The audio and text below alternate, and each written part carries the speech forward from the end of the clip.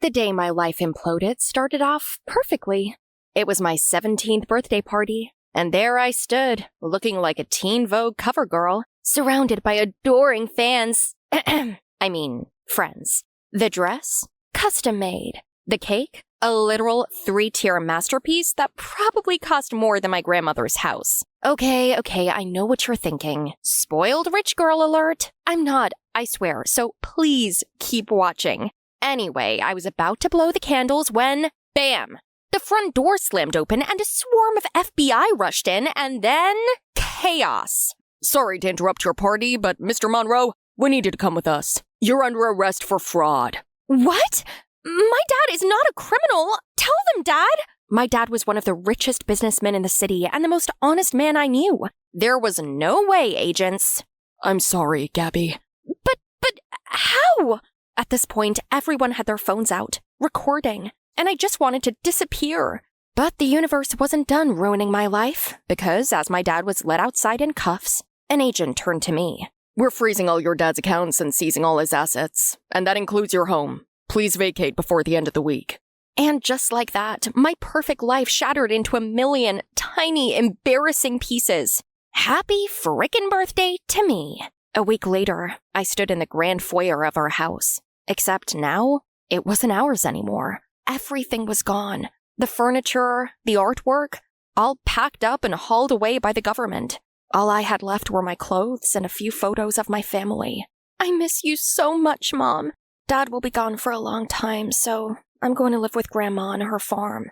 Growing up, it was just Dad and me. Mom had passed away when I was just a baby, and now, sitting alone in the empty room, I couldn't help but wish she was still here. But I knew I couldn't spend the whole day feeling sorry for myself. I had to start a new life. My new home smelled like dirt, goats, and emotional damage. The main house was so old, like probably haunted old. And don't even get me started on Lucifer. And who's that, you ask? He was Grandma's insane, possessed donkey who apparently had a personal vendetta against me. First, he ate my Chanel bag. Then he bit my butt when I tried to lock him in his shed. I was ready to forgive all that. But then, a few days later, Lucifer followed me to school on my very first day. I tried everything to make him leave. Throwing sticks, fake crying, negotiating, but he didn't budge. And just when I thought my morning of suffering couldn't get worse, a motorbike pulled up, and the hottest guy I'd ever seen slid off the bike. Guys, do me a favor. Close your eyes and picture this. Dark hair, sharp jaw, annoying smirk, probably walked off a book cover on Wattpad. Got it? Now picture me, my face, tomato red, annoyed, and talking to a donkey. Nice ride. Is he like a therapy donkey? As I was busy thinking of a response, Lucifer chose that moment to relieve himself on the pavement, and the guy lost it.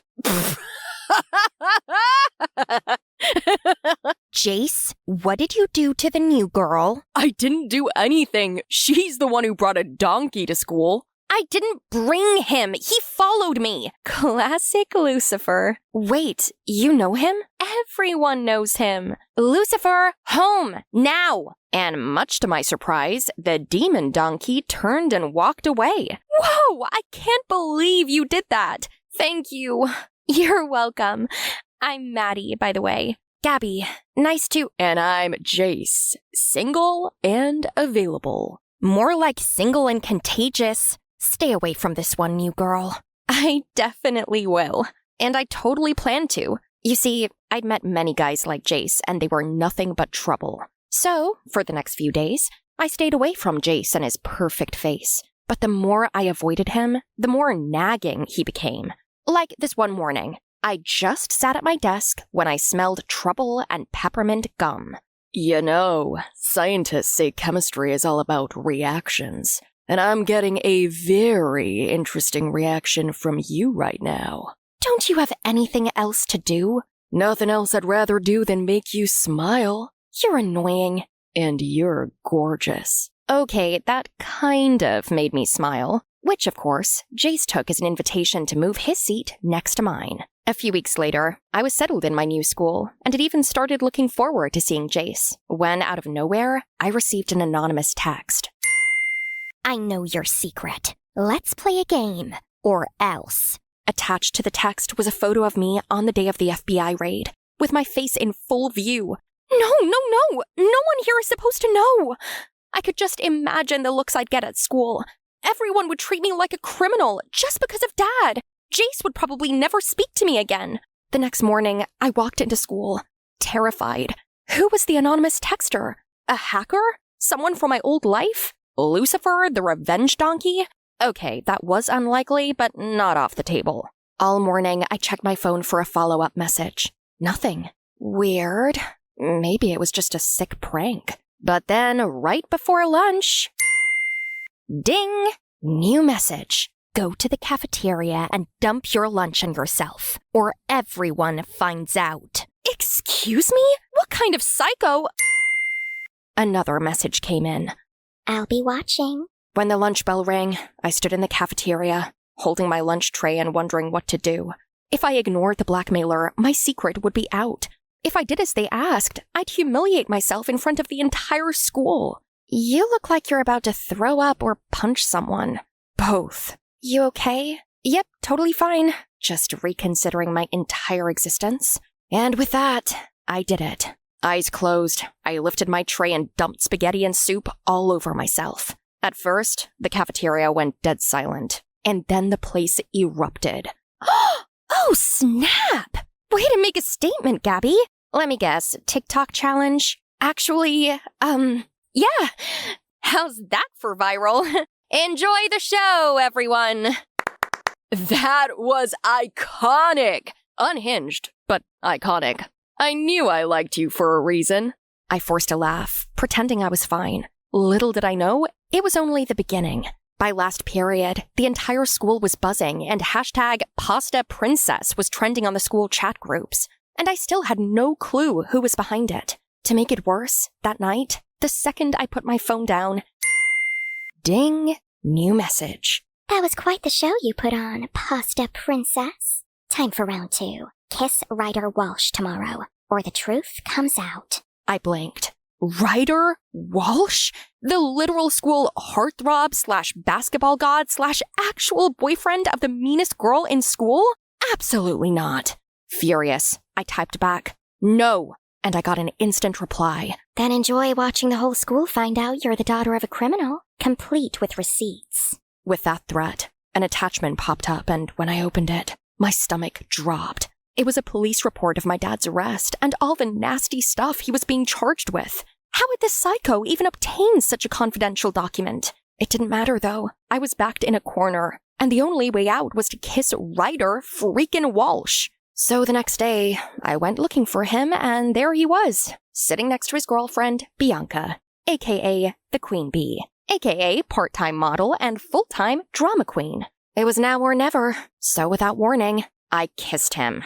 What on earth? In a split second, Bianca's palm landed on my face, and I stumbled backward. Bianca, back off! She just kissed my boyfriend!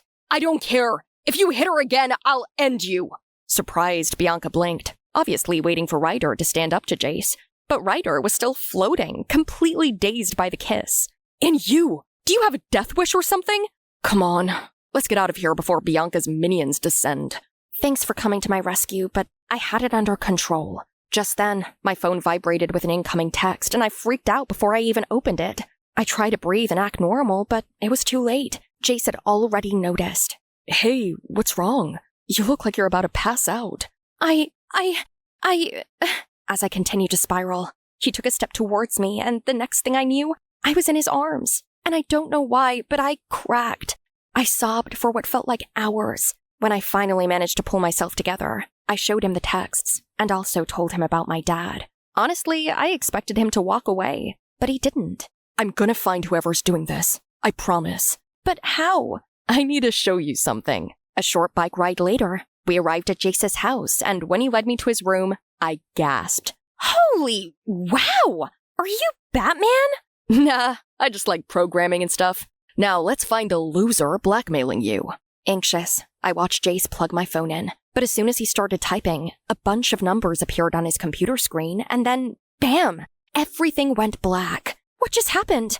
No idea. Hang on. Jace was furiously typing, and that's when my phone buzzed once. Wait, someone just deleted everything on your phone. Okay, whoever this person is, they're starting to freak me out. I'm going to find them, I promise. I won't let anyone hurt you. He looked down at me. We were just inches apart. Was this about to be the moment?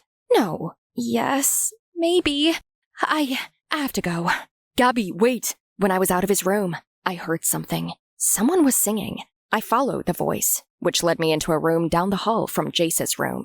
Inside, dolls, lined up in perfect rows on shelves. On the bed, on the desk, everywhere. And in the middle of it all, Maddie. Maddie? What? How? Why are you here? Oh, you didn't know? I'm Jace's sister. His what now? Before I could process it, Jace appeared at the door. Gabby, you need to leave. Now. Whoa! Slow down! What is going on? Why didn't you tell me Maddie is your sister? It's complicated. Look, can we talk tomorrow? It's getting late. With that, Jace led me out and shut the door in my face. What the actual frack? The next day, I went to school ready for answers from Jace. But before I could find him, I saw the principal standing next to my locker. What's going on? Miss Monroe, I received an anonymous tip that you stole tests from my office. What? No, I didn't. Well, if you're telling the truth, open your locker so I can search it. Hands shaking, I opened my locker, and my jaw dropped when a stack of papers fell out. I don't know how those got in my locker. I swear, Enough! You're suspended, Gabriella. Wait, I didn't do this! But the principal didn't even blink. His mind was already made up. And then... Ding. Looks like the apple didn't fall far from the tree. You're a criminal, just like your dad. Enjoy your suspension, Gabriella. I didn't cry. I didn't scream. I just walked home in silence. By the time I got to Grandma's house, I was boiling. You want secrets? Fine, I'll give you secrets. I pulled out my phone and hit record. Hi, I'm Gabby Monroe, and I haven't been honest with you. Before I moved to this town, I used to be rich. But then the FBI showed up and arrested my dad. And now, someone here at school has been blackmailing me over it. All those crazy things I did at school, someone made me do it. But I'm done being a puppet. Whoever you are, you're pathetic, and I'm not scared of you. Before I could chicken out, I hit send to the entire school. Little did I know, the next day was about to be the craziest day of my life. I woke up to a bazillion messages. Everyone at school had watched my video. Some felt sorry for me, while others hated my guts. But there was one message that caught my attention. Well played, Gabby. You got guts, and I respect that. You want to know who I am? Meet me at the school rooftop tonight.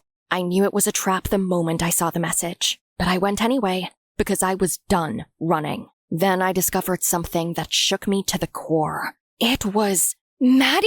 I knew you'd come. What's going on? Why did you do all of this? I was just trying to protect him from you. Protect who? Who else? Jace, of course. I saw the way he looked at you, like you were some goddess. But you're not. You're just like your dad. A liar. I couldn't let you hurt my Jace. Your Jace? Isn't Jace your brother? Foster brother. I was going to be sick. Maddie liked Jace. And this whole time, she'd been blackmailing me because of him. I had a gut feeling something was off the moment I saw her singing in that eerie room filled with dolls.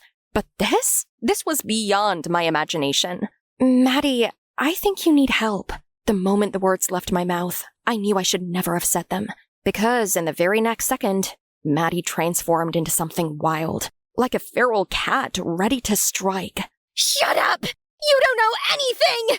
Then she lunged at me, her nails like daggers, a scream tearing from her throat. Before I could recover, she was on me, nails slashing through the air, wild eyes locked on mine. Maddie, stop! I stumbled backward, heart pounding, feet skidding against the gravel rooftop. One more step, and I might have lost my balance. But I didn't, because a hand grabbed me and pulled me into a hug. I got you. Jace! I did it for you! She's a criminal! Enough, Maddie! I've already talked to Mom and Dad. They're taking you back to the hospital tonight. No! They can't do that! I'll be good, I promise! Please, Jace! As Maddie fell to her knees, School security burst through the door, and a few minutes later, Maddie was taken into an ambulance. You okay? Not now, but I will be. I know I owe you some answers. And so, back at Grandma's, Jace proceeded to tell me a crazy story. Jace's mom was a psychiatrist, and a few months ago, she went to do some counseling at a group home, and that's where she met Maddie. After a few weeks of speaking to Maddie, Jace's mom had brought Maddie home to live with them. At first, Maddie seemed fine, but then she'd have moments where she completely lost it. Dad asked Mom to take her back to the group home, but I stood up for Maddie and asked Mom to let her stay. I felt sorry for her. And that's when Maddie's obsession with you began. Yeah, I thought it was harmless, but now I know better. I'm just glad no one got seriously hurt, and I hope she gets the help she needs. You're so kind. That's why Before he could complete his sentence, something hit my butt. Lucifer! Talk about a ruined moment. But I wasn't really mad, though. I knew Jace and I had so many more happy moments to come.